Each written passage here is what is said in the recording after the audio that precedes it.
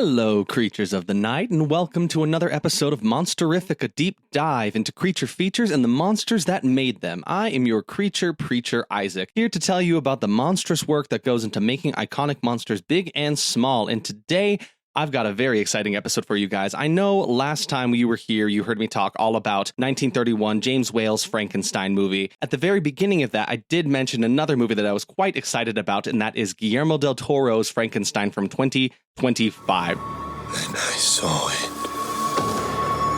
Your name.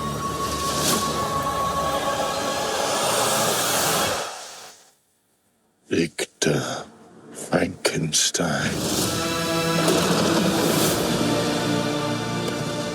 That's right, this time I'm going to go in great depths about that movie because I unfortunately cannot shut up about this movie.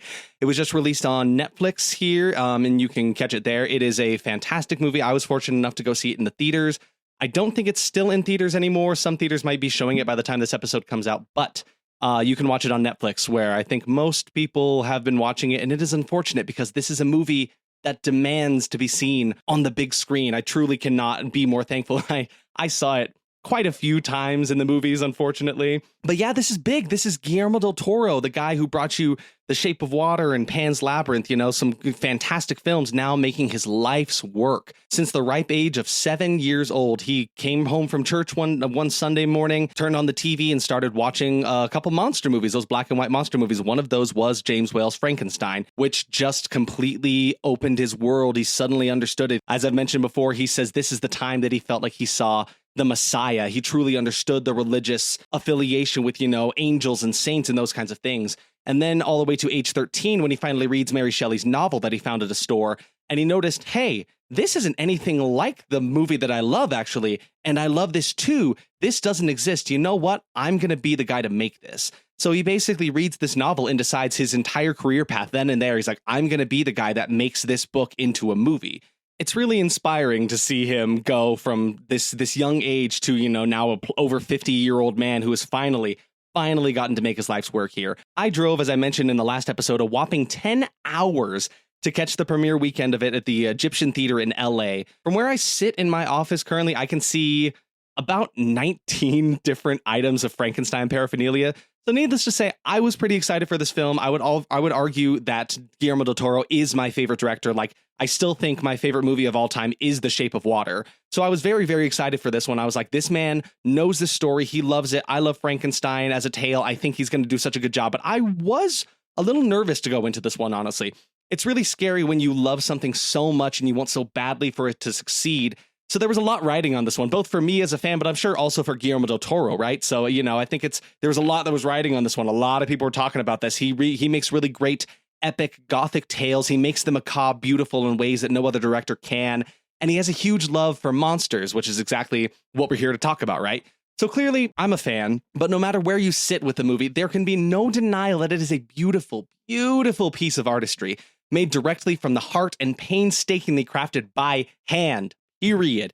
The amount of practical effects that are at play in this movie are truly astounding. Not even just in the creature that we will talk about in length, but also just in the sets that have gone into this, all of the makeup, the work. It is just mind-blowing. You should really, really, if you love the movie, you should watch the mini documentary that is also on Netflix called Frankenstein, the Anatomy Lesson, for a deep dive into all of the incredible work that goes into actually bringing this thing to life, because I think there is such incredible value into not going completely digital, not just putting people in front of a blue screen and calling it a day.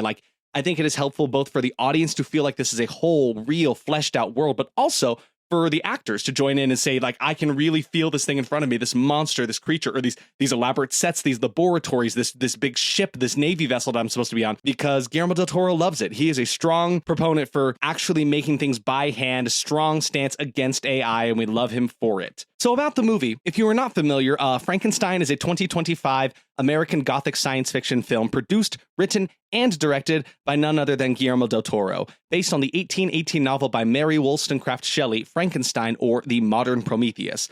And if you aren't familiar with Frankenstein as a story, I think most people are at this point, but if you're not, the story follows the life of Victor Frankenstein, an egotistical scientist whose experiment in creating new life results in dangerous consequences. He's a man that tries to play God. There have been several times in Guillermo del Toro's life that he's thought to take on the task, but it never panned out. Either he wasn't in the right place in his career or he couldn't find the proper funding, but now was the right time for it to finally come to be.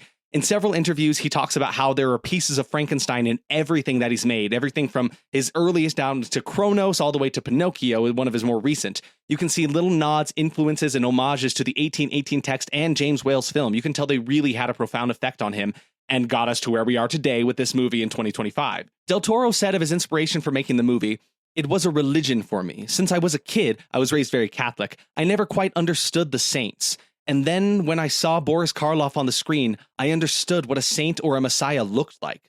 So I've been following the creature since I was a kid, and I always waited for the movie to be done in the right conditions, both creatively in terms of achieving the scope that it needed for me to make it different, and to make it at a scale that you could reconstruct the whole world."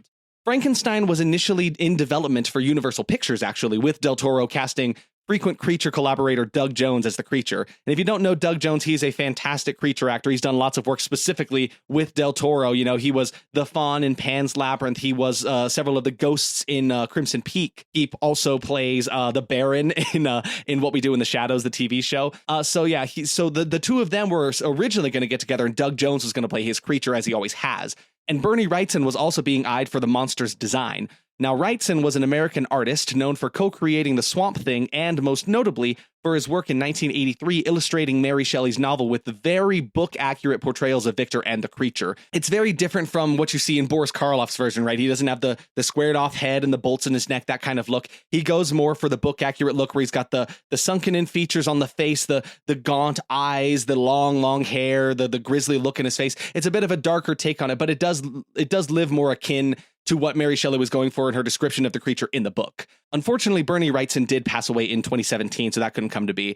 And on top of that, Universal shelved the project in relation to their planned Dark Universe franchise, which failed thanks to Tom Cruise's The Mummy in 2017. Were all of you aware of this? It is kind of a crazy thing. They had full intentions of basically revamping all of the old Universal movies. We're talking Phantom of the Opera, The Wolfman, The Creature from the Black Lagoon. They were going to make like an untitled Van Helsing movie. There was a lot of things in the works here. They had a lot of people cast for it. I want to say, if I remember this right, they were going to have Javier Bardem, who was going to be playing Frankenstein's monster in this new adaptation. But then The Mummy 2017 with Tom Cruise did so poorly that they just scrapped the entire thing. Derek and I have done an entire episode for That Was Horrible just on that movie. And I don't think it's not like the worst thing I've ever seen, but it's not like it's nothing akin to the old movies, you know? It's mostly an action movie, and I really saw that one's just like, nope, never mind, scrapped the entire thing. But then Netflix revived the project in 2023 after the critical success of Guillermo del Toro's stop-motion adaptation of Pinocchio in 2022, another one of Guillermo's favorite tales. In 2016, del Toro said, "Frankenstein to me is the pinnacle of everything, and part of me wants to do a version of it. Part of me has for more than 25 years chickened out of making it. I dream I can make the greatest Frankenstein ever, but then if you make it, you've made it. Whether it's great or not, it's done. You cannot dream about it anymore. That's the tragedy of a filmmaker. You landed a 10 or you landed a 6.5, but you were at the Olympics already and you were judged." So and I can tell you now, after the making of this film, I feel like he is kind of feeling that way all the way out here in 2025. He's made it. It's the start of a new chapter of his life. He feels like he's said all he needs to. Everything he's done has been working towards this movie, and I really feel like he left it all on the table here. Del Toro explained about taking his own approach to this adaptation. "What I find beautiful is that when you create a universal myth, whether it's Frankenstein, Pinocchio, Dracula, or Sherlock Holmes, the myth itself rises so far above the original material that any interpretation is equally faithful if done with sincerity, power, and personality. If you think in terms of fidelity to the canon, you would be completely paralyzed." So he's really taken his own liberties here, and he understands the myth, and he wants to do kind of his own take with it, which I really respect and appreciate, because there are over 100 different Frankenstein movies that you can just find on IMDb. And what better time to release a gothic horror masterpiece than right now? There's an obvious love for the genre, and in some ways, I'd argue it feels like we're almost reliving 1931 when Dracula and Frankenstein first came out, laying the foundations of horror forever. At the end of last year, we had Nosferatu by Robert Eggers, which is basically almost one for one. It's a Dracula story, right? We are here encountering the vampire.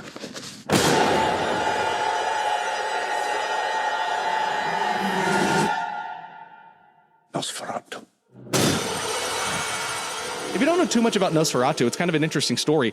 Basically, Dracula exists, and then, honestly, the first film adaptation of it was Nosferatu, but it is pretty much just replacing the names of characters, and it's a complete ripoff of Dracula. So Bram Stoker's estate basically sues them and says, hey, you were ordered to burn all copies of this film that have been made. So they burned a bunch of them, and somehow it slipped through the cracks, and they were able to save enough of them that they were able to piece the movie together. And now that Dracula's in the public domain, it doesn't matter anymore. So we shouldn't even actually have Nosferatu as a character, as a movie, but somehow it survived this burning. And so now we have movies like Eggers' Nosferatu. And now we have Frankenstein by Guillermo del Toro in this year. So it's almost as if we're reliving that age, where we have the vampire movie of the Frankenstein movie back in action again, and back and better than ever. My God. Guillermo del Toro's Frankenstein is currently sitting at 86% on Rotten Tomatoes tomato meter from the critics, but the audience popcorn meter is at a thrilling 94%. While critics may find a bit more to poke at on this movie, it is arguably finding success with those who see it. 3.9 out of 5 stars on Letterboxd and a 7.6 out of 10 on IMDb.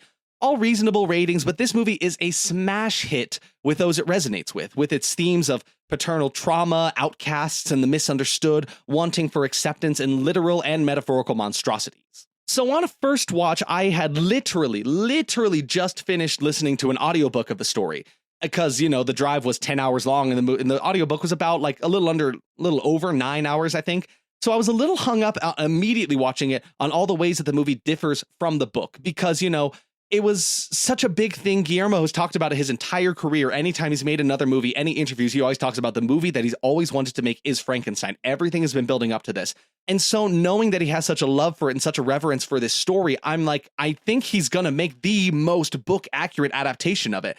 And I think I did myself a disservice of that, instead of allowing myself to enjoy Guillermo's vision and version of his favorite tale. He speaks on finding the song of your soul and having to sing that song in your voice.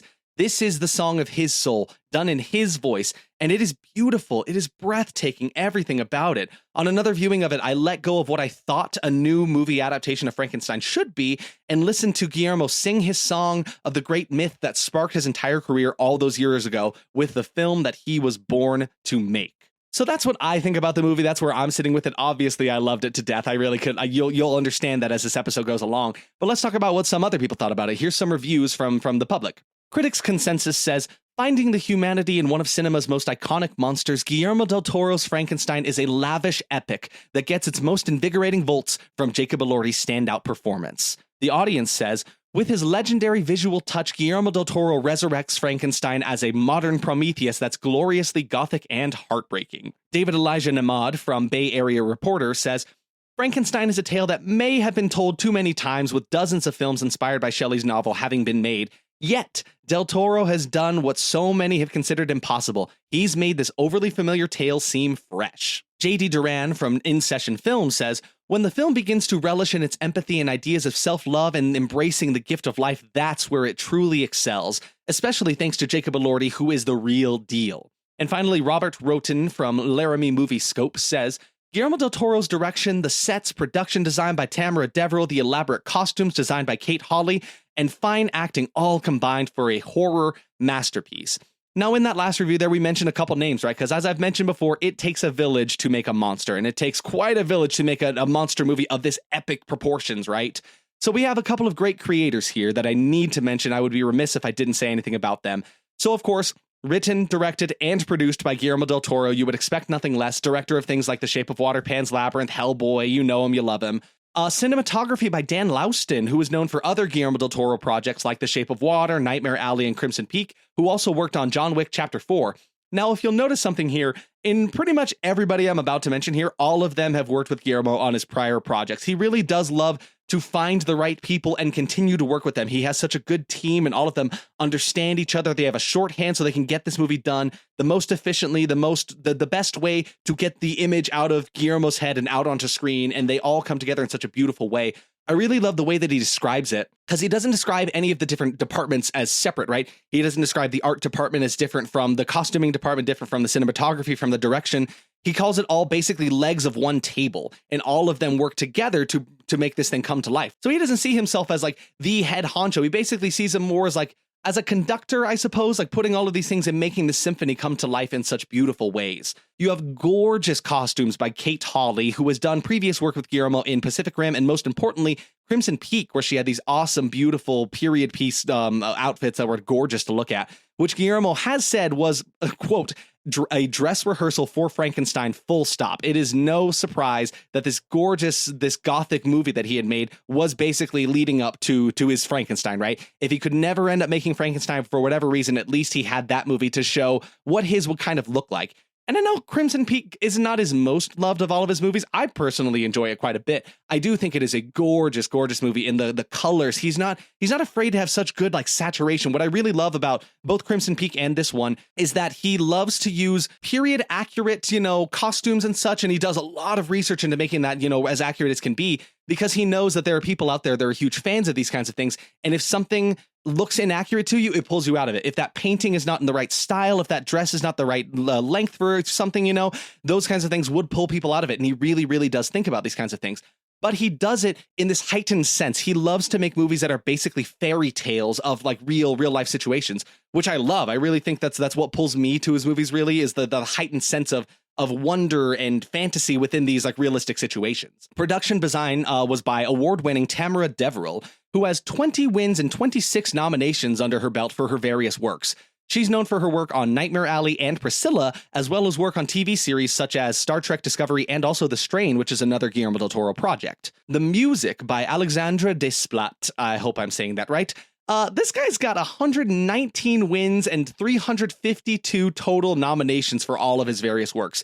You have probably definitely heard the compositions of this incredible musician. His work spans everything from The King's Speech to Little Women, Harry Potter in the Deathly Hallows Part 1 and 2, and even Twilight New Moon. Not to mention several Wes Anderson films like Isle of Dogs, The French Dispatch, all of those, and also other Guillermo del Toro projects like Pinocchio and The Shape of Water. All of these people are incredible, and they are the reason why this movie is such a triumph and such a beautiful, beautiful film. It's one of those movies where it's like, how people say, take any frame from the movie and it's basically a work, like it's a painting, right? It's a work of art. That's exactly this movie. Every single still of this movie could be just the composition, the colors, everything about it, the costumes, the people.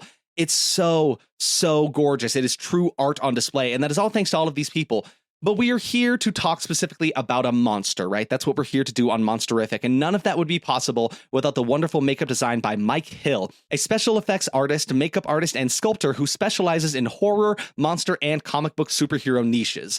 Known for film work bringing oddities to life in The Shape of Water, Nightmare Alley, and Apocalypto, Hill is the talented sculptor responsible for most of the wax figurines in Guillermo's, quote, Frankenstein room in his beloved Bleak House. Now, if you don't know what that is, Guillermo del Toro, he has a home that is practically a museum. He has just filled it to the brim, every wall, every corner, every room with just oddities and curiosities, these wax figurines of people like Boris Karloff as the creature. He has Mary Shelley in there. He has the girl from The Exorcist. He has all of them and this memorabilia from all of his movies and movies that have made him and he made. And it is a wonderful showcase of lots of different pieces of art and works, sculptures, paintings, you name it. Everything is in there. And he calls it Bleak House, which is the coolest thing.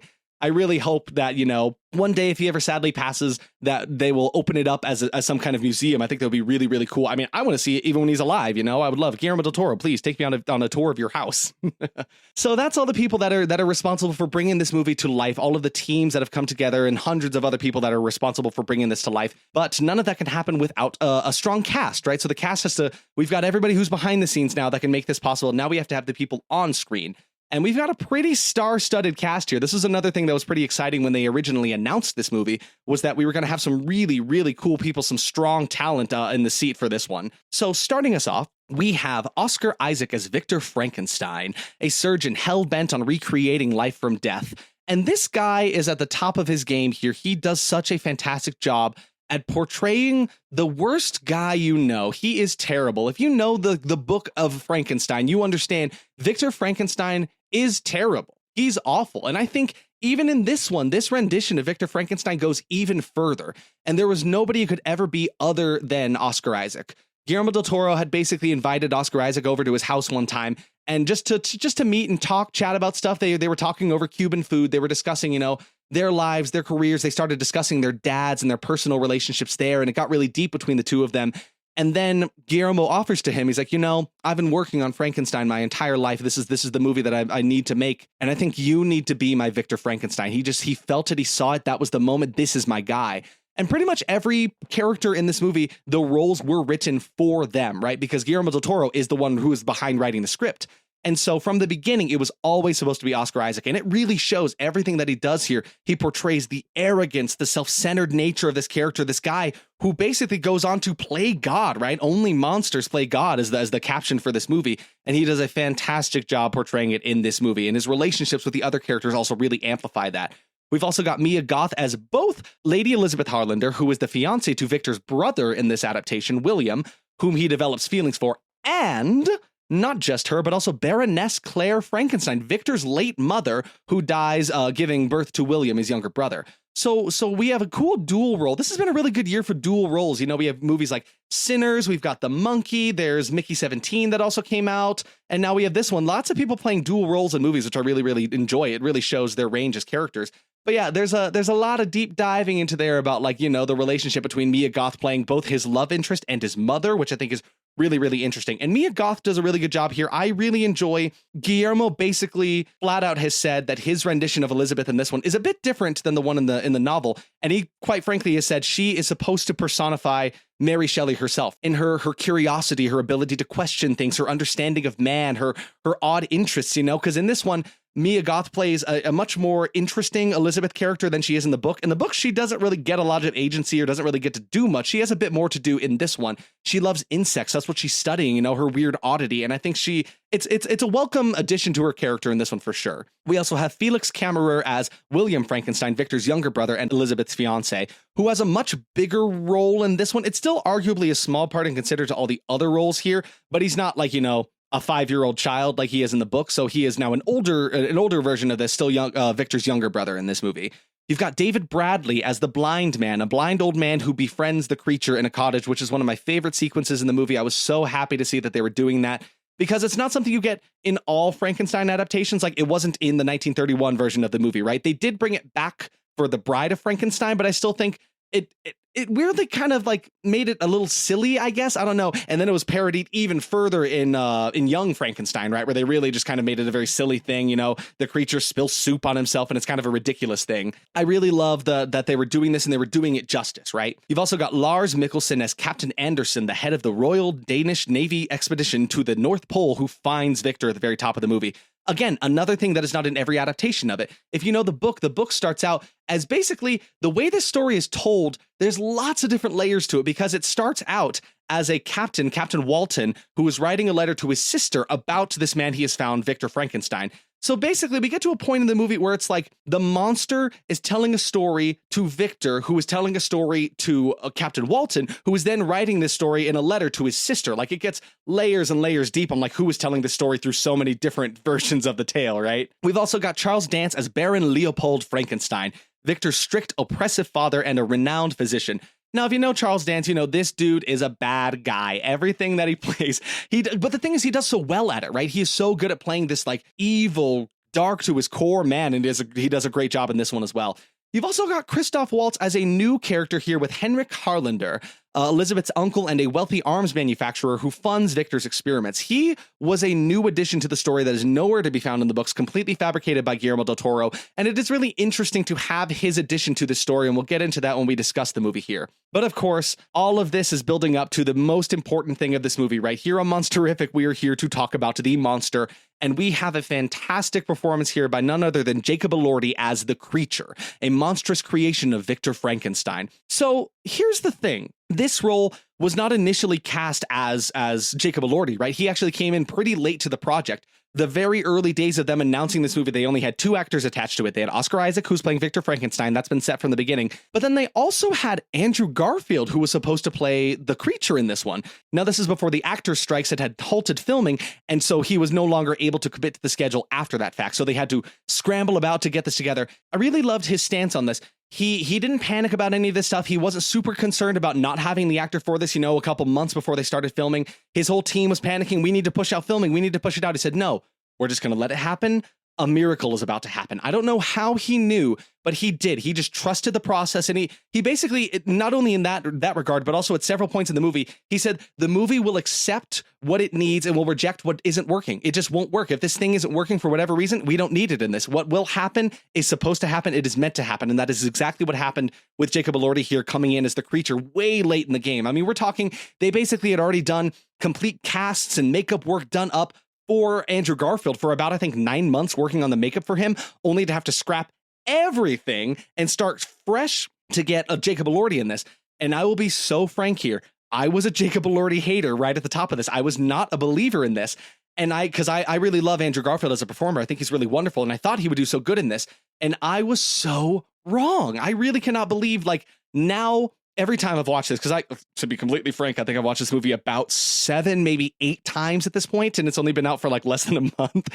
I've watched it so many times, and every time I try my hardest to see what this movie would have been like if Andrew Garfield was in the shoes of the monster, and it just doesn't work for me. I just can't see anybody but Elordi. He has just done such incredible work here as the monster. There is a reason why nobody can stop talking about what a career best performance this is from Jacob Elordi. Hands down, I bow at you. You've done such incredible work here. I really cannot believe that I could have ever doubted it. Honestly, it is one of the best performances of the year, truly. He is completely transformed in this role, not only in his terrifying monstrous side of the creature, but even more so for the kindness and the innocence, the purity that he gives to this creature that it has had all the way since its conception in 1818. He beautifully portrays the innocent soul made monstrous by man who wants nothing more than to live and be accepted by the common man. Elordi does it all. Truly, he does everything here. Even beneath the incredible makeup by Mike Hill, his performance is all there in his deep eyes. Guillermo talks a lot about how he casts actors for their eyes, and that completely makes sense here with Jacob Elordi. So, like, really,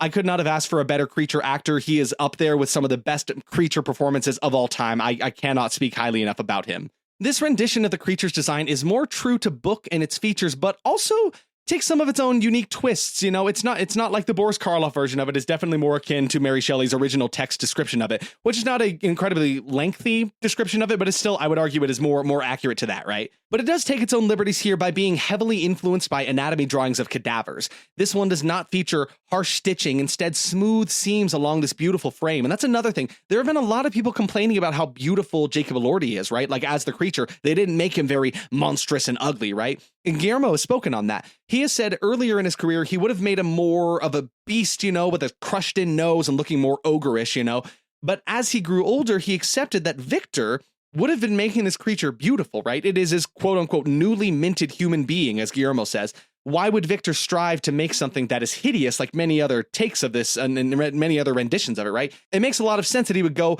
a more beautiful route with it, right? But they still see him as a monster underneath that, He is not just a beautiful creature. He is also a monster in this, right? So this movie is quite lengthy. It is sitting at almost exactly 2.5 hours long, but truly it does not feel that way. It is a movie done in parts, right? So you start with a prologue, then you have starting with Victor's perspective of the story, then you have the creature's perspective of the story, which is also how it is done kind of in the book, right? You get the different viewpoints, the different perspectives of certain things, right? Victor doesn't know everything, just like the monster doesn't know everything, just like Captain Walton doesn't know everything. All of them come together here. So I think while yes, it is 2.5 hours long, there's a reason I've been able to watch it so many times. Not only do I love it, but also it is easy to get through, right?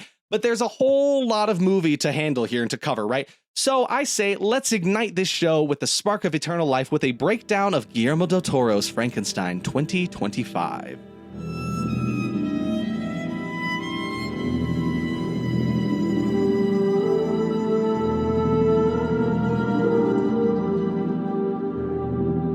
We start with a prelude. In 1857, the Horizont, I don't know how you pronounce this, the Horizont, a Royal Danish Navy ship sailing for the North Pole, is trapped in ice. Upon hearing an explosion, the captain and crew discover the gravely injured Victor Frankenstein out on the ice. Then the crew are attacked by a hulking creature who tears through 6 of their men and demands Victor's surrender, before Captain Anderson uses a blunderbuss to sink the creature into the icy water below.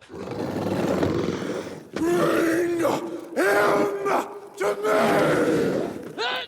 Victor then explains that he is the creature's maker and begins to recount its creation. This is a wonderful setup shot here. So we obviously start out on the actual ship, right? And like, okay, perfect. They're starting it out the way that they do in the novel. What is interesting about this take, though, is that typically in the book, what happens is they find Victor Frankenstein. He's on board for a little bit. He eventually slowly gets to telling them his story. The monster is not a part of this. Instead, he shows up like at the very, very end of this. In this rendition of it, though, he's here right out the gate. They find Victor's mutilated body out on the ice, and they're like, okay, we need to rescue this man. And then they hear this horrific roaring sound coming from over the hill, and they see this hulking silhouette walking up towards them, and then this absolutely terrifying monstrosity, hulking beast with this like terrifying frame starts lumbering towards them, and they all start to shoot at it. And from several bullet wounds, it still doesn't go down. He's knocked down for a moment and then stands right back up. He just throws men to the side, casts them, breaks one of them in half. Like it is such a fun way to start the movie to see this creature in this like powerful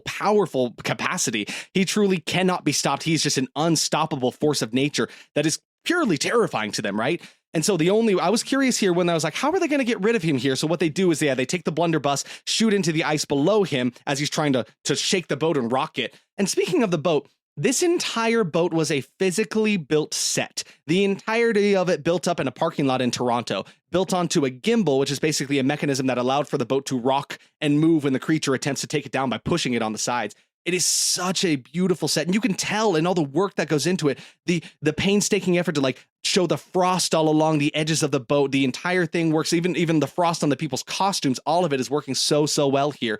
But this is our start to the movie. It's a bit of an action-packed start here, and then things slow down a bit once the creature gets, shot into the ice and sinks down into the water below, which is a beautiful shot of the water slowly sinking into the frozen wastes, I suppose. And you see him reach up towards the sky. The light looks so beautiful. Guillermo del Toro does such good work with water in his movies. I don't know what it is, but he loves to use water, and it always works so well for me. But so the creature's been taken care of, and so Victor begins to explain his part of the story, his tale, and I really love the way he starts this. Some of what I will tell you is fact. Some is not. But it is all true. My name is Victor Frankenstein. So he basically starts us off immediately by announcing himself as this unfaithful narrator, right? This unreliable narrator to the story.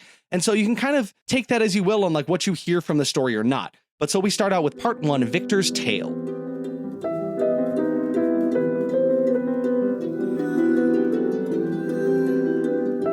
We start out with Victor's childhood, and we see that he has a very strong relationship with his mother. He loves her dearly. Neither of them are really fond of his father, right? He's a renowned physician and a doctor, right?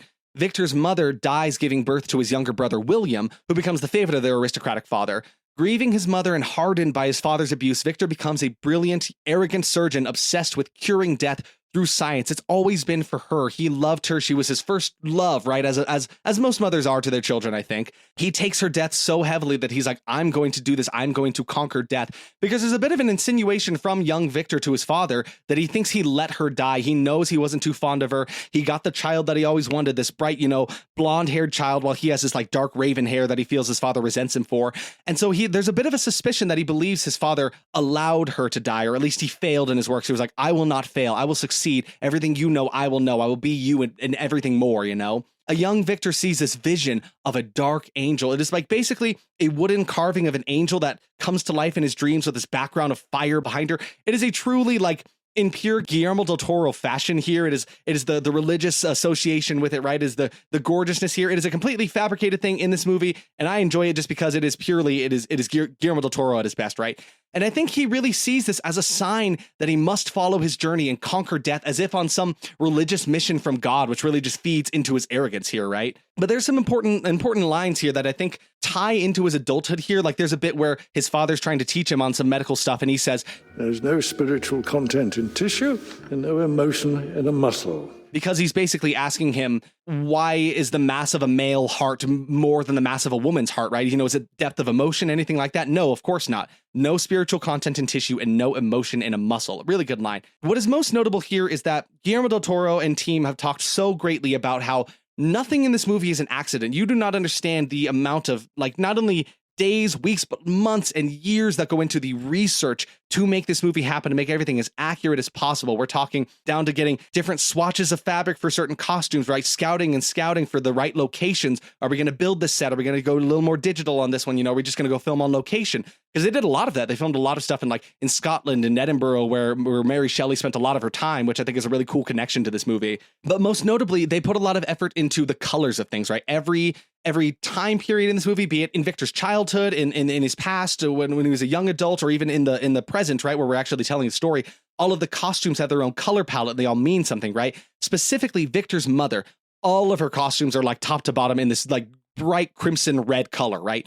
And after her death, you will note there are reds in all of Victor's costumes, right? Like right at her funeral, he begins wearing this red scarf around his neck that's in a lot of his outfits. You also notice he wears red gloves. There's a scene where he also has a completely red suit. So red follows him throughout his entire life, as he cannot let go of the connection that he had from his mother and what she meant to him and what was ripped from him, right?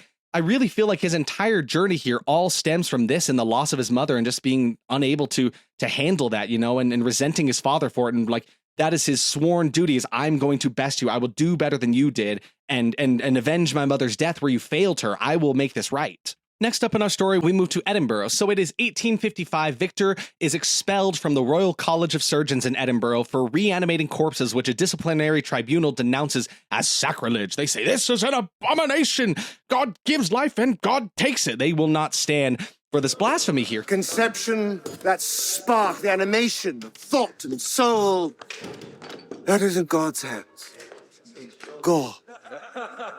But death, now there lies the challenge. He basically presents them with this cadaverous creation that is brought to life using specially designed batteries and a small engine with these needles that are poking into it to surge life through this assembly of body parts. It is a really cool effect. I really like this little puppet thing here that they've designed. It's essentially the head in like half of a torso with all of its organs sticking out. You can see like the stomach, its lungs, its heart sticking out there with only one arm. And he tells them it is basically the head of one man and the arm of another that he has sewn together. And he is showcasing how he can make the two of them act as one. He's got this red ball in his hand that he's throwing up and down in the air. He throws it to the creature and it catches it. And it kind of regards it for a moment and looks at it. So he shows that it is not just, spasms and muscles that are allowing this thing to live and showcase life, but also there's a sign of some kind of intelligence here, right? And he thinks this is the key to something great that they are completely ignoring, and they just will they will have none of it. This is hands down blasphemy. This is blasphemy 101. I think this scene skillfully articulates all we need to know about this rendition of Victor Frankenstein.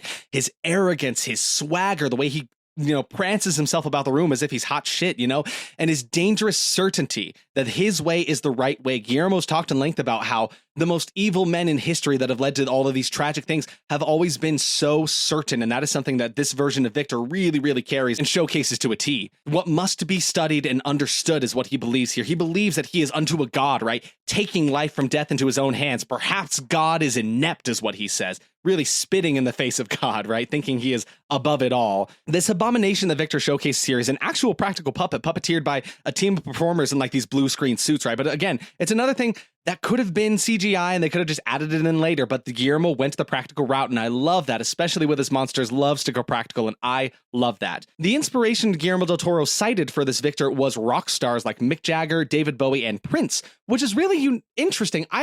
They had actually announced that a bit before the movie even came out, and I was pretty nervous about that. I was like, is that the right move for Victor? Because if you know Book Victor, he's kind of cowardly, honestly. I would not consider him to be this overtly confident, swagger-carrying man, and yet I think it works really, really well here for Victor. Not only that, but it also allows for some pretty damn good costumes. Like, I love everything that he's wearing, and he's got these crazy-ass sideburns that, like, if those sideburns could talk.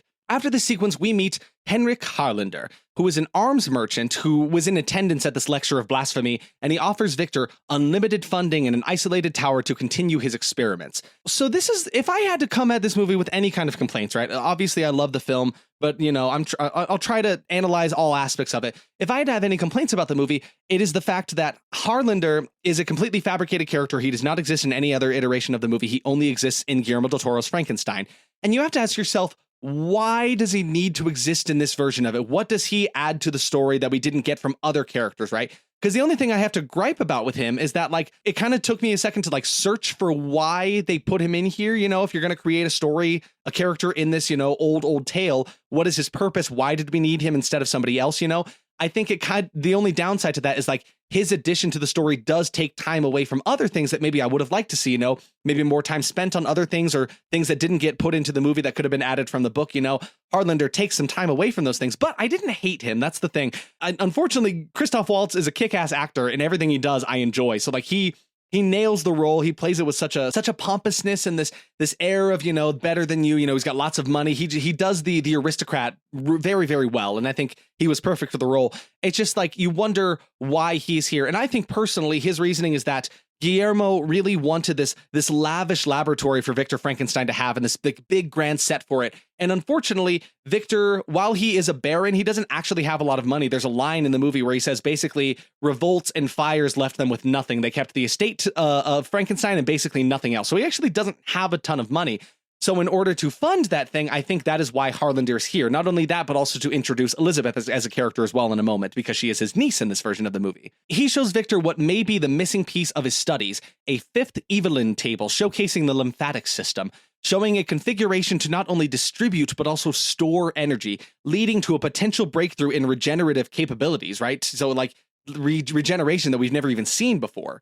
Now, if you don't know what the Evelyn tables are, because I sure didn't, the Evelyn tables are a set of 4 anatomical preparations on wooden boards that are thought to be the oldest anatomical preparations in Europe. And he basically explains it in the movie. The cadaver is placed on the wooden board and is stripped away layer by layer until there is nothing left but these intriguing anatomical diagrams on them. Cool. It looks like a bunch. Basically, if you took like a nervous system and laid it out onto wood and lacquered it, it's really, really cool. So now, enlisting his brother William's assistance in building his laboratory, Victor becomes smitten with William's fiancée Elizabeth, who is Harlander's niece, whose inquisitive mind and ability to speak against himself is immediately intriguing to him.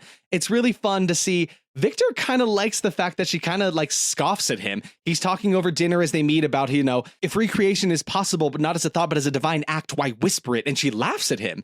And he's immediately taken back by that. He's like, nobody's stood up to that, you know, nobody said anything against that, you know, please enlighten me on why you think this is a silly matter. And she goes into this really great monologue about, you know, what happens when ideas are pursued by fools. And I really, damn it, Guillermo del Toro, there's such good writing in this one. And I'll go through them as they come out. God, there are such good lines. Like, for instance, a not so subtle reference to the fact that the title for Mary Shelley's book is also The Modern Prometheus. Can you contain your fire, Prometheus?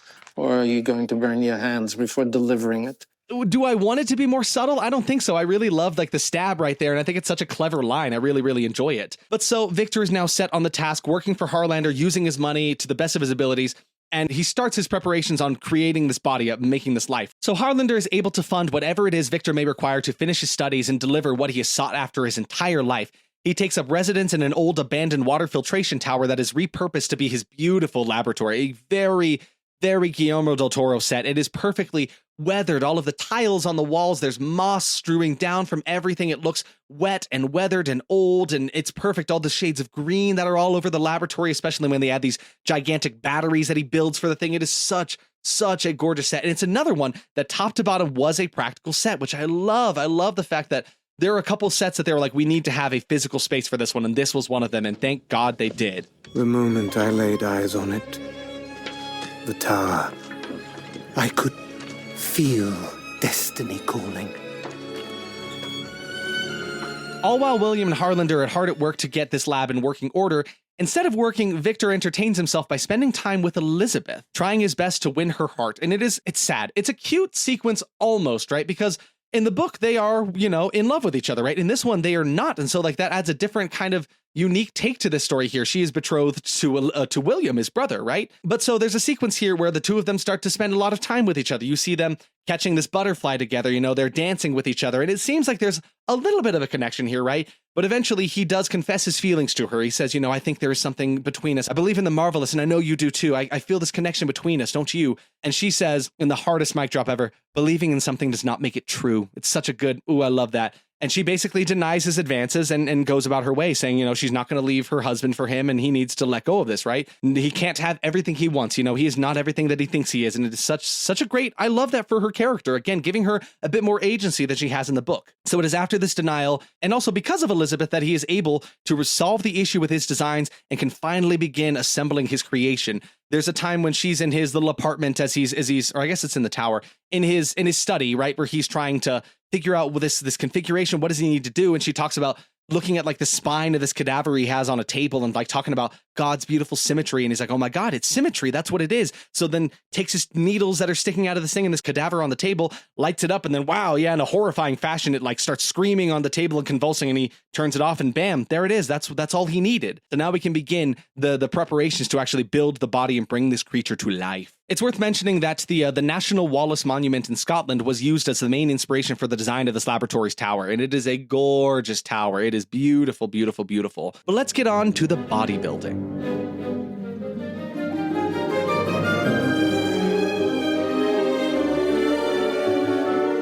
So when an impatient Harlander demands results, Victor harvests body parts from hanged criminals and specifically soldiers killed in an ongoing Crimean War, which I think is such an interesting way to do this because Guillermo has talked again about how, like, as a character, Victor should realistically just like go to the gallows, get like a good body, maybe a head and a hand, and that's it, and just bring life to those. There's no reason it should be a hand from this guy and a leg from this guy and part of this guy's stomach and this guy's rib cage. Like, why is it all fashioned together? But I think putting it in the context of this war and getting all of his body parts from this battlefield makes so much sense as to why, oh, this is the best I could get. This hand is good, but the rest of it's not. I can take this leg, this head from this guy, this eyeball from this guy, and it makes it much more believable why he would make a piecemeal man rather than just getting a couple body parts and calling it a day. With these parts, he fashions a large creature to reanimate, preparing to harness lightning to send electric currents through the lymphatic system. It is a waltz of limb assembling. It is such a beautiful sequence here.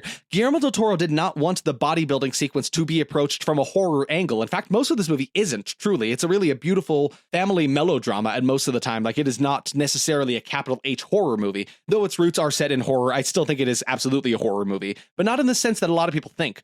This sequence here of him finally getting to make everything of his life's work, it's a dance. It's a master at work in his element, conducting his symphony of body parts. And it is such a beautiful sequence, albeit disgusting. It's a lot to see him, take this bone out and put it in here and screw it in there to saw this guy's leg off and then twist it around and plant this eyeball in this bit. Like, it is gruesome for sure. Like, it is tough to watch, but it's so beautiful at the same time. Can I say that? I think it is, honestly. Then, as a storm approaches, Harlander reveals he is dying of syphilis and demands his brain be put into the creature. That is his main reason, his ulterior motive as to why he's been funding this the entire time. He wants to be put in this immortal body.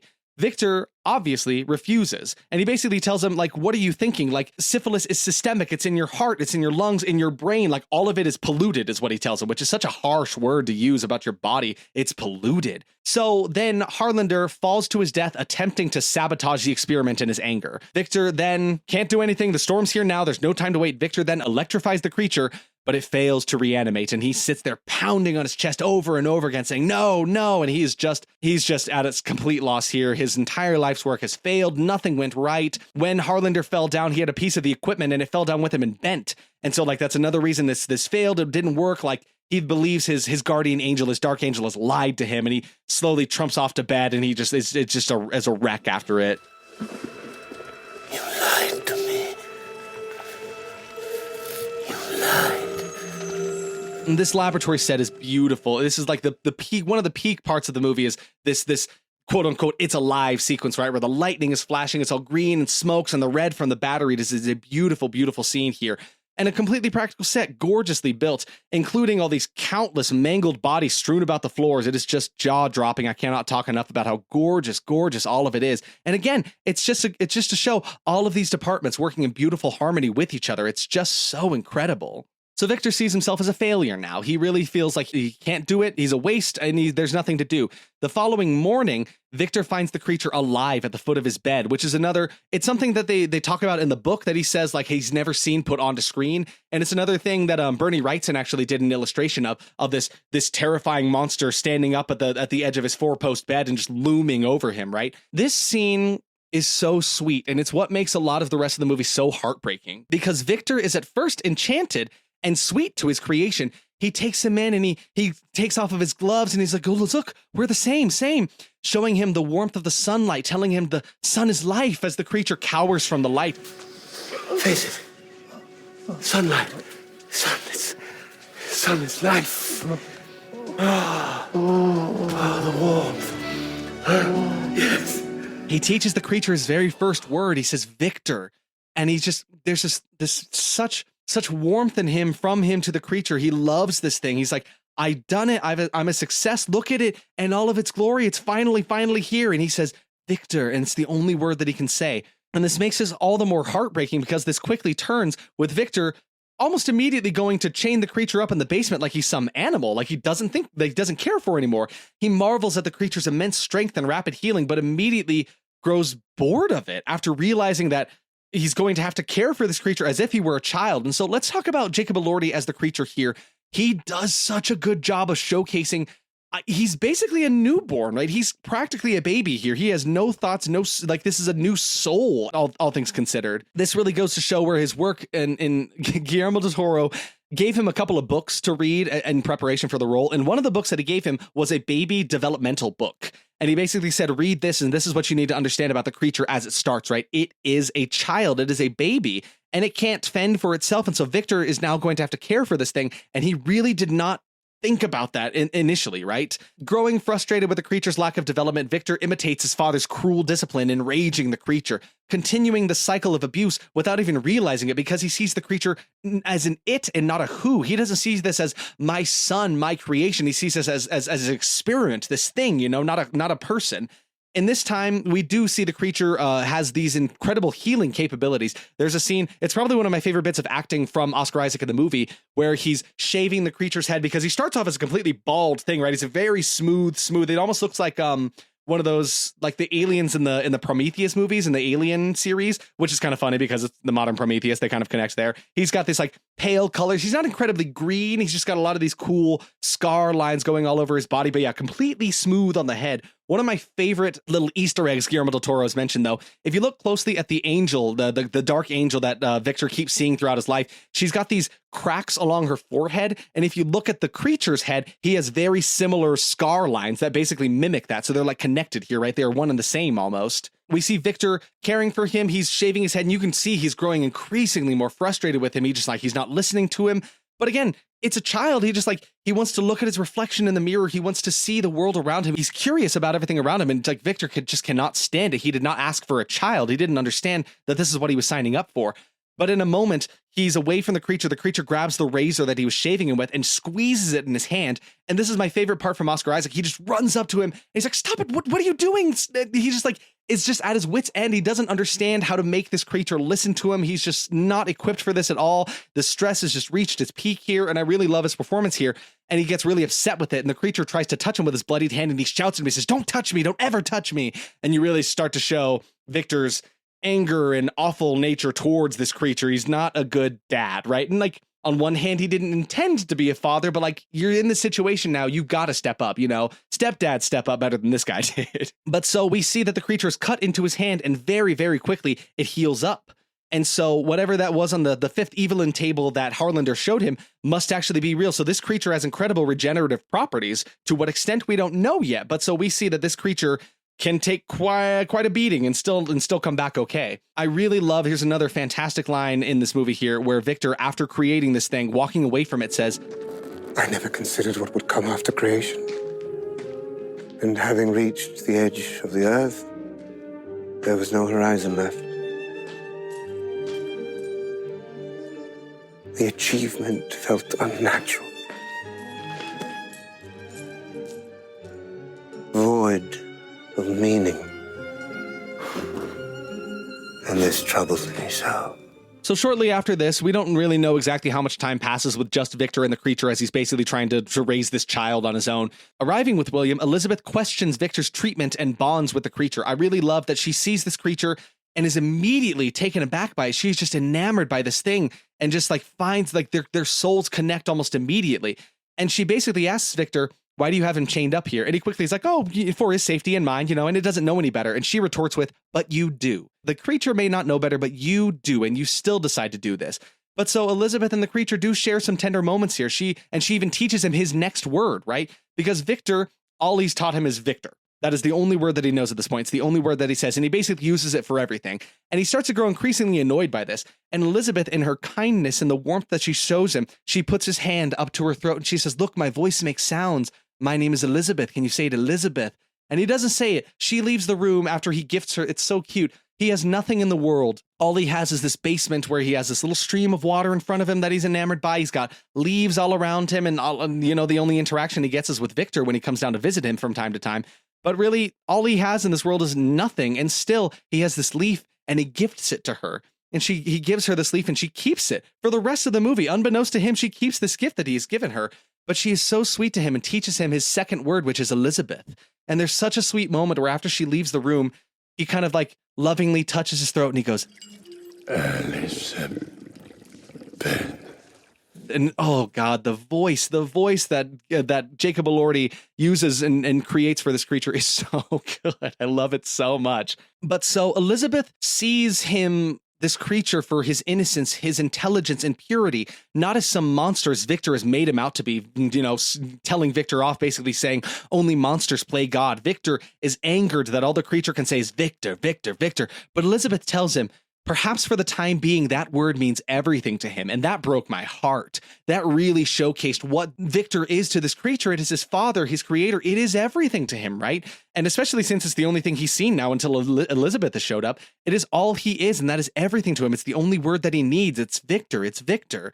And just that deep connection, like that really hit me to my core when she said that. That really broke my heart a lot. Victor then takes out his jealous anger on the creature, right? He's envious that she sees this thing as this pure being, and she's like somehow sees some fascination in it more for the creature than for him, right? So in a similar fashion to when his own father would beat him for his deemed lack of intelligence when he was a kid, he basically says, oh, if pain is a sign of intelligence, as Elizabeth says, he will find it in this beast, as he calls him. And he starts beating him with this iron rod. And then the creature showcases his strength by stealing it away from him and bending it in half. And so it is at this point that Victor says, I need to get rid of this. I have failed. This creation needs to be put away and put down. Victor lies to William that the creature is the one that killed Harlander, right? And he says, you need to go away to Vienna with Elizabeth. You need to go back and lie to her, tell her whatever you need to, tell her uncle is missing. I don't know. And then as they leave his tower, he begins to set fire to his lab with the creature inside of it. He had a lot of fuel that was needed to power the engines that are up at the top of the laboratory to power his, life-creating machine, right? And so he uses all of that fuel to then just throw it all over the tower, and he is just making a mess of it. And he comes down to the creature and just tauntingly says, say something, say one word, make me not kill you, anything. And as he's walking away, the creature says, Elizabeth. And he says it to him. And it's like he said a new word, but it is not the word that he wanted. It is just a taunting word. And he continues with his crazy idea to burn the entire thing down with the creature inside of it. It's horrible. It's awful. So Victor lights the tower on fire. He walks out, but then hearing the creature cry out his name, he cries out, Victor, Victor, over and over again from the basement where he's living because, he's terrified. There's fire all over him. He wants his father to come and save him. So hearing the creature cry out his name, Victor has some quote unquote change of heart and attempts to re-enter the tower, but it is far too late. It explodes, blowing him backwards, shattering his leg. Because I didn't mention this at the beginning. Another weird take that they have on Victor here is that he has a prosthetic leg. That's how you meet him. And so it's like, okay, well, when does that happen? Happens right here as the building explodes. You see his leg just shredded, absolutely torn to bits, and then the tower just, it's done for. The explosion of the tower was another practical effect, using a scale model of the tower, which I don't know if yes, technically it is accurately a scale model, but we're not talking 5 feet tall, not even 10. It was a 30-foot tall recreation of the tower and actually using explosives to get the realistic look of a building being blown apart. I think it is such a cool thing. Again, props to Guillermo del Toro and team for making it all practical. So this is where we have our shift in the story here now. We've had Victor as our main narrator the entire time. Now, as Victor tells his story, we see back on the ship a fully intelligent and articulate creature boarding the ship and, confronted by the captain, reveals his side of the story. And I love the line that he says here. It is such a hard drop. My maker told his tale.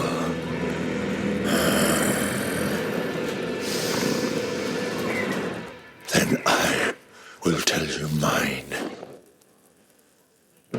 And there's such a cool beat shift here. And then we get this awesome title card here, The Creature's Tale. It is such a cool moment here. We've seen it a few times throughout in the movie, but at this point, we really start to see this neat effect where one of the creature's eyes are a bit reflective to light, like almost like that of an animal, casting this yellowish glow on his eye on occasion, which they use to their advantage when showing him to be more monstrous versus, his more humane side using his more normal eye, right? This was achieved on accident, actually. Elordi was meant to wear contacts in both eyes, but one of them rejected the contact for some reason. So they made the most of the situation in a brilliant way by allowing one of his eyes to kind of showcase the more monstrous side of him. So now we are on to what I would honestly consider my favorite portion of the movie, which is part 2, The Creature's Tale.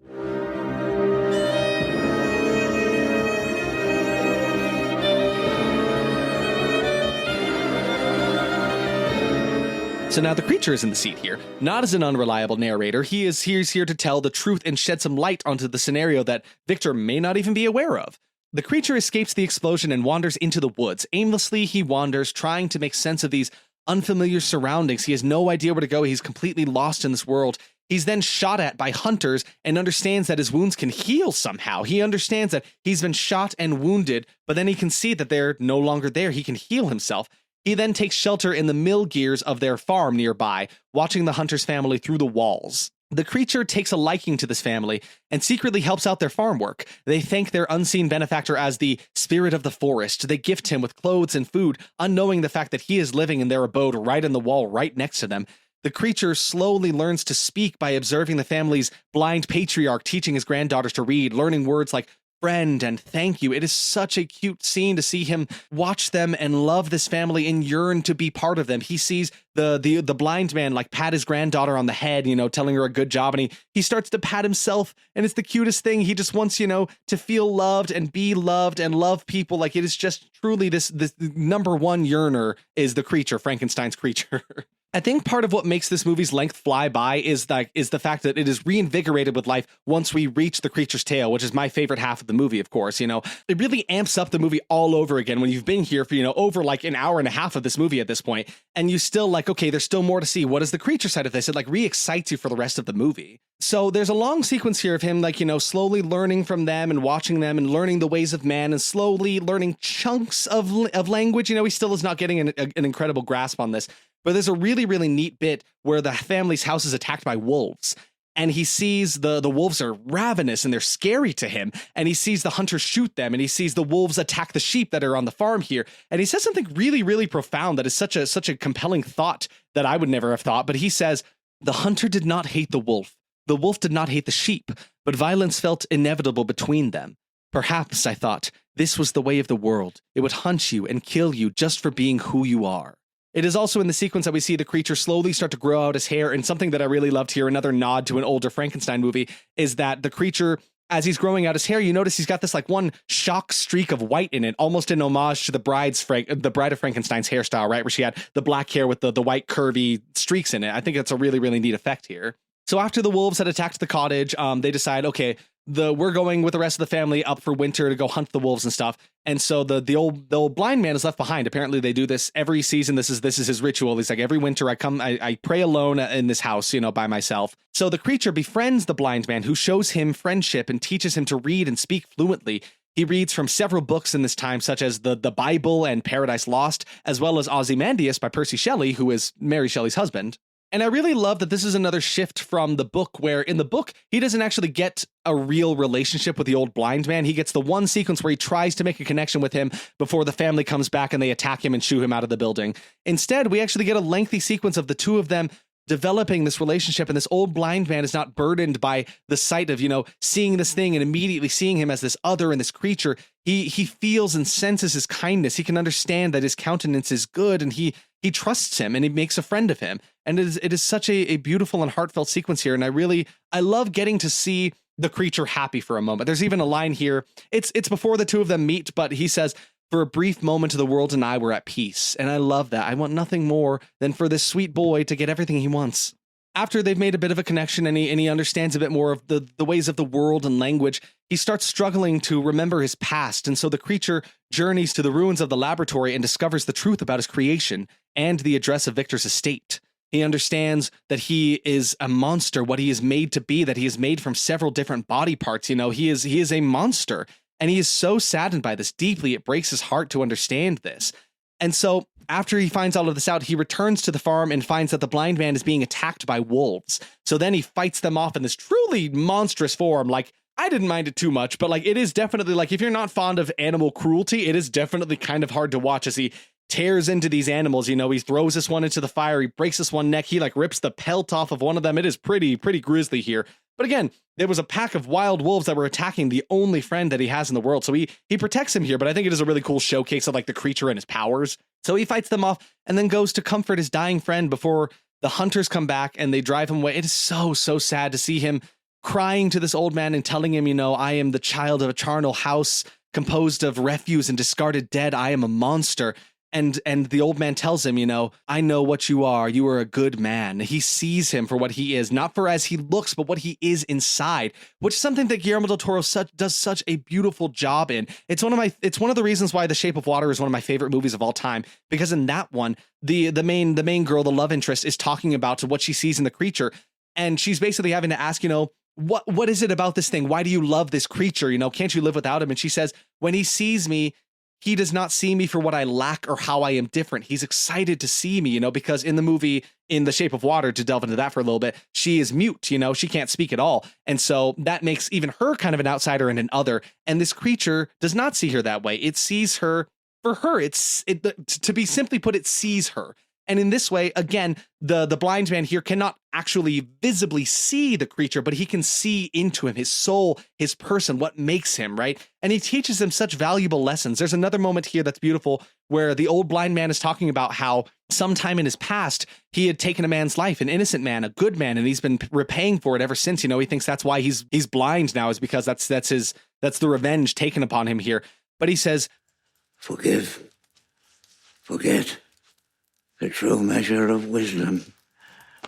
To know you have been harmed, by whom you have been harmed, and choose to let it all fade. There's this great message here of forgiveness that he's teaching to the creature. But so the wolves attack the old blind man. He's dying here. He's bleeding out, and he eventually does pass. And then the hunters come back at the worst possible moment. They see all this blood all over the place. They see the creature in front of him. They put these two things together and think, oh, the monster must be the one who has done this to him, right? So then they attack him, and then he is driven away. Not before taking one of them out. Again, another grisly attack here. He takes the jaw of one man and just completely rips it off before just walking out of the building. And before he's allowed to escape, of course, two more of the hunters shoot him down, and he dies. For a moment, he thinks he dies, and he's like, you know, I actually appreciate this. This existence is not worth living anymore because it's been so unkind to him. He's done nothing but try to find kindness and acceptance in this world. He's done no harm to it. And yet everyone at every turn has just been pushing him away. He keeps losing everything that is close and dear to him. So he welcomes death and embraces it here. Unfortunately, he's not allowed to live in this death and actually sit and enjoy it. He calls it merciless life. He was dead for a moment, and then suddenly he's back to life. He's alive. He's living. And he looks up at the moon in disgust. He's like, you have robbed me of even this. You know, there's one certainty in man that they can have a blissful death at some point, but I don't even get that. I am stuck in this miserable existence, and it's because of you, Father. So realizing he cannot die and will spend eternity alone, the creature then confronts Victor on the night of William and Elizabeth's wedding, because now he has his address from what he found at the demolished tower, right? So he comes to him demanding he create a companion for him, and Victor refuses, professing his disgust and regret for his creation. And this is another deviation from the book, because there is a stunt in the book where you actually get a lengthy sequence of it where Victor agrees to make him a creature because he hopes it'll help. And he gets about halfway through creating this bride for him, which is what became the inspiration for Bride of Frankenstein.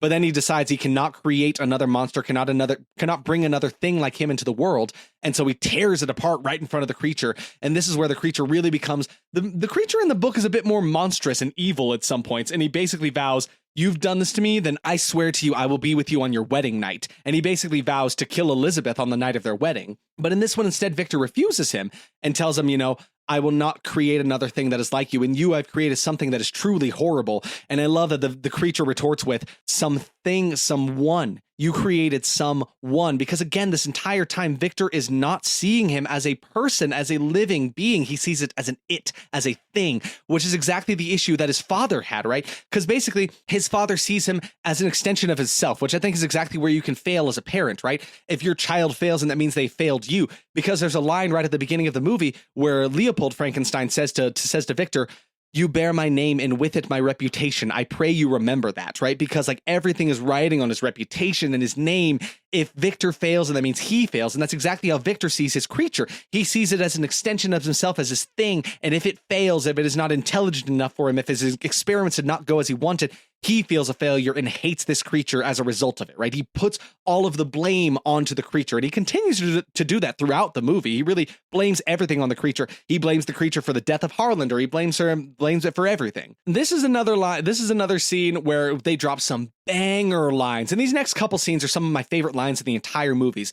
For instance, the creature says, "I am obscene to you, but to myself, I simply am." Another great one is, "The miracle is not that I should speak, but that you would ever listen." God, it's so goddamn good. And finally, before really unleashing his rage onto Victor, he says, If you are not to award me love, then I will indulge in rage. Mine is infinite.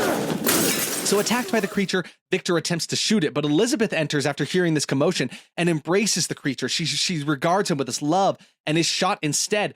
This is something that's really interesting to me, because Victor had to know that shot wasn't worth it. Because you can argue, was he just a bad shot? Did he care if he shot Elizabeth? Was he taking a little bit of his anger out about her rejection of him and just like kind of in the moment, like, taking his anger and frustration out on this?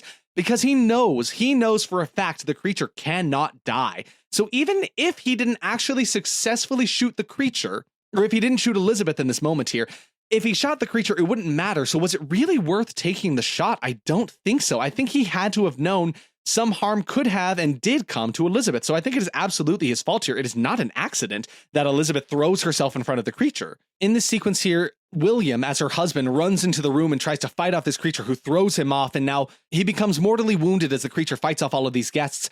A dying William calls Victor the true monster. He tells him, every part of myself that I hate, it comes from you, all of it, the fear, what are you protecting me from? Yourself, Victor? You are the monster. Everything is and it's such a good, it's my favorite part of this very small character. Like, he was made bigger for this movie, but didn't get a ton to do in this movie. And I really love this moment here where he tells his brother to his face that you have always been the monster. And I really love that for the first time in the entire movie, Victor does not fight it. He does not stop him. He does not retort with something. He does not add anything. He just has to accept it. And there have been several instances in this movie where people, be it Elizabeth, be it Harlander, sometimes be it William, tell him he is kind of arrogant and he might lead to some harm here. And they really point out the fact that he is a monster. And I love that. Just flat out, he tells him, you are the monster. So after this, the creature carries Elizabeth, per her wishes, with him to a nearby cave and comforts her as she dies in his arm, telling him that her place was never in this world, and it is such a joy to die with his eyes staring upon her. She has found whatever she's been searching for in life, where she feels so misunderstood and wants to find something that she can connect with. She has found it here in this creature. So there's a bit of this romance between the two of them, this love story here that we never get to see play out. Again, another person who has shown the creature kindness here, who was ripped away from him by the hands of man or by Victor. He just doesn't ever get anything that he wants in this movie. It's tragic, truly, to watch as she dies in his arms, her beautiful wedding dress stained in blood. It looks like muscles on the white fabric. Another thing I really love here is there is a complete deliberate reference to the Bride of Frankenstein here in her dress. You'll notice the arms of the dress look like the bandages that the Bride of Frankenstein is wrapped up in the old movie. It's so cool, that attention there. But now the creature is without anyone. He has lost everything that is dear to him, and he just cannot get any kind of satisfaction. So now, having lost the only people left in his merciless existence, and without his ability to follow his loved ones into a blissful death, the creature truly takes matters into his own dark hands, becoming the monster that Victor has made him out to be, injuring Victor brutally and taunting him to come take his own revenge against him. There are some really, really good lines here where he says, "You thought me a monster, now I return the favor." And the best one here, he says, I will make you bleed. I will make you humble. You may be my creator, but from this day forward, I will be your master. So good. Just round of applause. Truly incredible work from Guillermo del Toro here. It is in this moment that we see a real complete shift here that is a bit more akin to the creature that is in the book, right? Where he takes a bit more of a cold nature towards these killings and his rage really coming in full effect here. He is reveling in torturing his creator that has tortured him by giving him this existence he did not ask for. So forced to hunt his own creation without end, Victor pursues the creature to the Arctic, where he tries and fails to kill him with dynamite, and is then rescued by Anderson's crew, which is bringing us back to where we started right at the beginning. But this is my absolute favorite scene in the movie. I think there are more beautiful scenes, more compelling scenes, more heartbreaking scenes, but there's something about this one that just works for me specifically. It's the frozen wastelands that are completely cast in this green light. There's this green moon behind them and the stark red of the stick of dynamite. In the coolest moment, the creature taunts Victor and he says, "Do you think this will unmake me?" He's like, "Okay, let's try this out." He tells him to light it. And so Victor lights a match and he sticks the dynamite into his match and he just goes, "Now run." And he's got this smirk on his face that I love so much because there is a joy that he's taking and finally getting in being able to enact a little bit of revenge against this guy who has made him this miserable monster. He's truly made him what he is today against his own wishes, against everything that he has tried. And I really love the shot where the monster, he doesn't fight Victor. He is like broken apart parts of him, and he basically tells him to run as best as he can on his bum prosthetic leg, and he tells him run away, and he doesn't fight him anymore. All he does is he takes this dynamite and he holds it in front of him as if it's like a prayer candle, and he like peacefully closes his eyes because you can tell he really hopes maybe he's right. Maybe this is the thing that can finally take me out. And unfortunately, it still cannot. It is still not enough. And you see there's this beautiful moment here where he is blown apart. He's got rib cage showing, part of his eyeball is completely exposed, and there's just this tearful look in his eyes as he looks up at the world and he still sees it around him. He is still not rid of this existence as he wanted so deeply. He really hoped maybe this dynamite could be his way out of here. He really does want out of this life. So after this, we are now brought back up to speed from the top of the movie, right? Because at the beginning, we saw Captain Anderson and his crew. They heard this explosion. That explosion was this dynamite stick going off that failed to kill the creature. So now we're caught up to speed. We see Victor and the creature here. Victor has now heard his entire tale here. And actually, he's a bit remorseful. So we now have a remorseful Victor who apologizes to the creature, who then forgives his creator, his father, as Victor succumbs to his injuries as he's dying. This is the most heartbreaking scene between Victor and his creation. It is, again, a moment where he actually shows him a little bit of kindness and understanding. I think it's one of the deepest things. And he finally sees him as what he should have the entire time, his responsibility. And that's a huge thing here, because in the book, Victor immediately sees this creature and is horrified. He sees him as this monstrosity. He runs away from him. We don't get that one in this. He sees him for a moment, teaches him about the sunlight, embraces him, listens to his heartbeat. It is such a sweet, profound moment. It's very different than it is in the book. What scares him in this one is not his grotesqueness, right? Because obviously it's no surprise, like, Victor is used to grotesque bodies. He's seen mangled bodies on the battlefields. He's seen the cadavers in the morgue. He sewed this whole thing together. Why would he be offended and afraid of it when he sees it brought to life? No, what he is afraid of in this one is the responsibility of it. That is the monster to him, is like being responsible for this thing and being responsible for the consequences of his own actions. I mean, that's what he's running from the entire time, right? But what is my favorite? There's so many good bits here, but so let me just give you a couple of them. So in this heartbreaking scene here, Victor asks him, he says, "Say my name. My father gave me that name, and it meant nothing. Now I ask you to give it back to me. One last time. The way you said it at the beginning, when it meant the world to you." It broke my heart even deeper than when Elizabeth said it the first time. That he was everything to him, as his father, as his creator. The creature is now breaking the cycle of trauma and pain here by giving Victor his forgiveness, something that Victor couldn't even give to his father, right?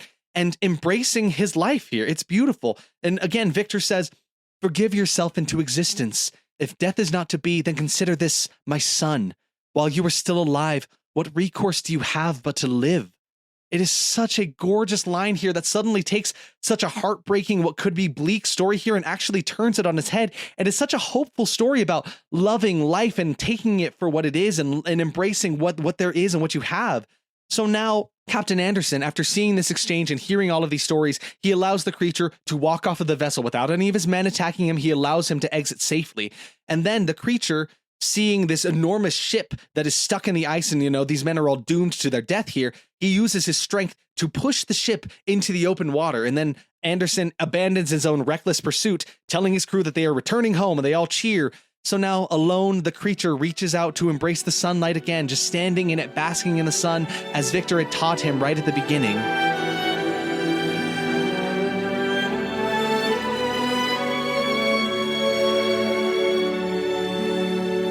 And then we just have one final heartbreaking moment here. We have actually a quote from Lord Byron in one of his poems. It says, "And thus the heart will break, yet brokenly live on." And that is our final frame here in this gorgeous, beautiful, heartbreaking movie about so much just life and love and acceptance and forgiveness and hurt and trauma, all of it. Like, it is so beautifully told in such a beautiful package. Like, I talked with some people, and it's pure literature put onto screen. Like, it looks and feels like the way it feels when you're reading a book. It is pure, like, from page to screen. It is gorgeous. It is art. It is poetry made manifest in this gorgeous, gorgeous movie here.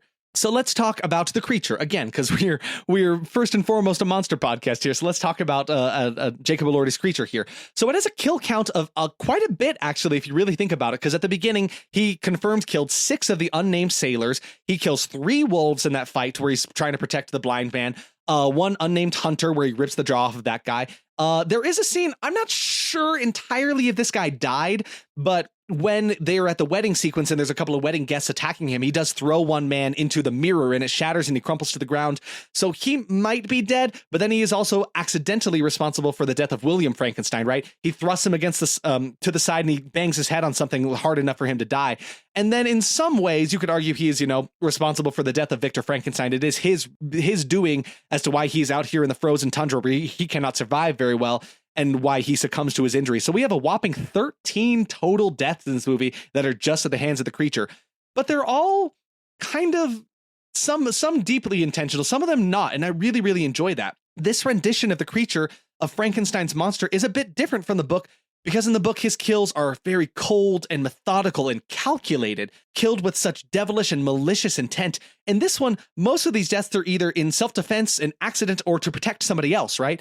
He has been stripped of most of this malevolence. And I think Guillermo weren't really soft on the creature. He actually made him like quite a lovable creature, and I actually really like this approach to him. I think this really amplifies the fact of this world still seeing him as a beast and a monster as an other without even committing any of these monstrous acts like he does in the book. Because in the book, Victor Frankenstein refuses to build him a bride because he's already murdered people. He's like, am I going to create another murderous, monstrous creature? But they've removed that in this one. So they can't even use that as an excuse to see him as a monster. They just choose to, despite everything, still see him this way. And I really love that. I also love the flip we have between Victor and the creature from beginning to end, right? At the start, we see the creature pretty much at his most monstrous, right? He's roaring like a lion. He's freshly blown up by the dynamite. He's got smoke trailing off of him. His eye is blown to pieces. His chest, his rib cage is all bloody and strewn about, and he's tearing through an army of sailors with ease. Whereas Victor starts as our supposed protagonist and narrator, but through the film, we see that these two men, and we see what got them to their positions, and by the end, we side more with the creature than we do with Victor. It is such a neat way to tell these stories, and Guillermo del Toro, even when approaching Oscar Isaac, said, you need to be okay with being the hero that becomes the villain in this. That is always the idea here. While I think they do such a good job at showing more of Victor's past and his reasons and what led him to these things, it still doesn't justify it, right? Like, I can side with him and feel for him, but I still stand more on the creature side of things and do not agree with a lot of the decisions that Victor makes in this movie. And bless you, Guillermo del Toro, for bringing us to this movie. I truly don't think there's anyone out there that really understands monsters the way he does, and the misunderstood monster specifically. And so I just want to close out with a couple more quotes here from him on monsters, because the way he speaks about them is so great to me. I knew that monsters were far more gentle and more desirable than the monsters living inside quote unquote nice people. Accepting that you are a monster gives you the leeway to not behave like one. When you deny being a monster, you behave like one. And I think that really showcases that here in Frankenstein with Victor, right? Another one says, to learn what we fear is to learn who we are. Horror defines our boundaries and illuminates our souls. Again, here he says, Since childhood, I've been faithful to monsters. I have been saved and absolved by them because monsters, I believe, are the patron saints of our blissful imperfection, and they allow and embody the possibility of failing. Guillermo understands and has a deep love and understanding for monsters and the other, and I think I have him to thank for why this series even exists, honestly. I couldn't be happier with how his Frankenstein came out, and I hope he sees all the praise that he deserves for this triumph of epic proportions. Everything about it just worked. It's so beautiful, profound, personal, deep, everything. It is such a great movie. So lastly here, let's just close out with a bit of trivia, anything that I didn't get to while I was explaining the movie here. So Frankenstein's laboratory and Captain Anderson's ship, like I mentioned, were fully constructed sets. Guillermo says, I want real sets. I don't want digital. I don't want AI. I don't want simulation. I want old-fashioned craftsmanship, people painting, building, hammering, plastering.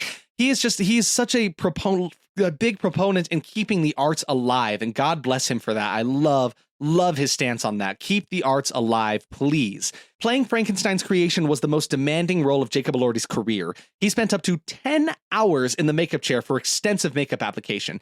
To make his early call time, he'd sometimes arrive in the makeup trailer at 10 p.m. and stay up all night. Del Toro says he came to believe Elordi was superhuman. Never once did he come to me and complain. Never once did he come to me and say, I'm tired, I'm hungry, can I go? And he put in 20-hour days. Elordi loved the experience. He says, it's the most I felt at home ever playing a character and shooting a movie. It was the most comfortable I have ever been, which is so crazy. There's even a quote that he said, this monster, this creature is more myself than I am. And I think that is the best way to approach it and to see himself. And it really goes to show in his portrayal of it, the way that he moves his body, the way he controls himself, the voice that he uses, his eyes, everything about it is so heartbreaking and horrifying at the same time, all of it all at once. For his role as the creature, Jacob Elordi studied Japanese Buto dance, which is a form that involves undignified poses and dark themes, and also Mongolian throat singing to capture the monster's mannerisms and his deep voice, which again, I loved to pieces. Frankenstein's lab bears a sculpture of Medusa the Gorgon from Greek mythology. Guillermo del Toro felt Medusa was fitting as she was a tragic monster cursed by destiny, and she represented the power of transmutation that Victor seeks. Del Toro considered at one point making the film into a trilogy, potentially making each part focused on one of the three main characters, Victor Frankenstein, the creature, and Captain Robert Walton, which I think I would have loved personally, because that's another, like, if I had to have a few gripes about the movie, it's 2.5 hours long, and I still wanted more things. I wanted to see the sequence of Victor agreeing to make him a bride and then eventually tearing her apart. There's lots of bits, and I'm like, oh, I wish we could have got this part, and I'm a little sad we didn't get those bits. However, I think they did the best they could with making it, not a 5-hour movie, which I would love to see. But again, I think they did a really good job here. Charles Dance, who portrays Leopold Frankenstein, also played Victor Frankenstein's father in Victor Frankenstein from 2015, funny enough. And lastly, I want to leave you with this one. Guillermo del Toro considers the major theme of the Frankenstein story to be failed parenthood rather than mishandling of science. He says, for me, it's not a cautionary tale. It's about the human spirit. It's about forgiveness, understanding, and the importance of listening to each other. It's a European tale told from a Latin American view.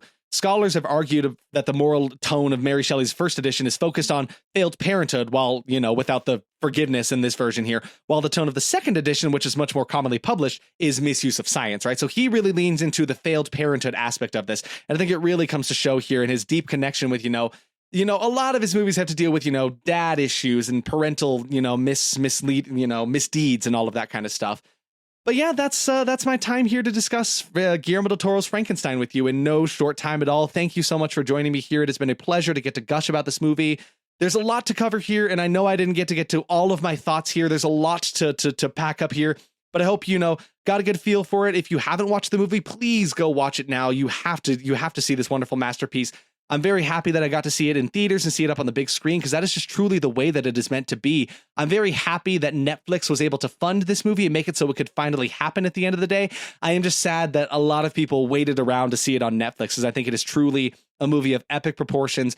Guillermo del Toro truly sang his song in his beautiful voice here, doing it in a way that truly nobody else could. And I'm so happy to say that it lived up. I'm so happy with it. I'm glad that it happened. And, can't wait for whatever else Guillermo del Toro has, but, he did it, and it's a triumph. So thanks as always for listening to me rant about monsters. Please let me know what you think. If you loved Guillermo del Toro's Frankenstein, if you had some concerns about it, let me know, and let me know if there's any future monsters you want me to cover on the series here. It seems like I might be doing a couple more of these episodes, even when we get back to doing more regular streamlined content here. I do enjoy doing these. So if there's a monster that you want me to do a deep dive into, please let me know. I would love to do that. I promise I'm not going to just do Frankenstein movies. I just kind of went crazy over this movie. I mean, literally, I bought this gigantic tome that breaks down, here's all the concept art and the work that went into this, and it breaks down everything about it. Like, I have a lot of Frankenstein 2025 knowledge in my head now. So I thought, why not put it out into an episode? Because I just need to scream to the world about it.